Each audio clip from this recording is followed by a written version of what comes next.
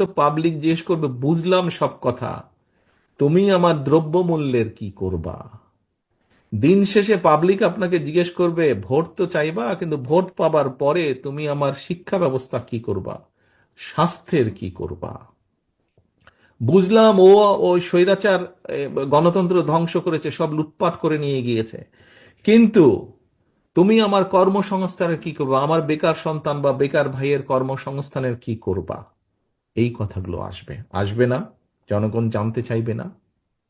এখন প্রিয় সহকর্মীবৃন্দ, আমাদেরকে সেইটাতে মনোযোগী হতে হবে।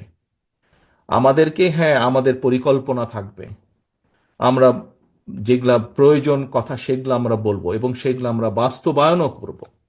কারণ আমাদের বক্তব্যগুলো, বিকক্ষ বলেন, বিভিন্ন সংস্কার বলেন, আমাদেরকে এগুলা বাস্তবায়ন করতে হবে। কারণ আমরা কমিট করছি, প্রতিজ্ঞা করছি জনগণের সামনে। কিন্তু একই সাথে জনগণের যে চাহিদাগুলো, জনগণের যে আশা, জনগণের যে প্রত্যাশা, জনগণের যে চাওয়া, এইগুলো আমাদেরকে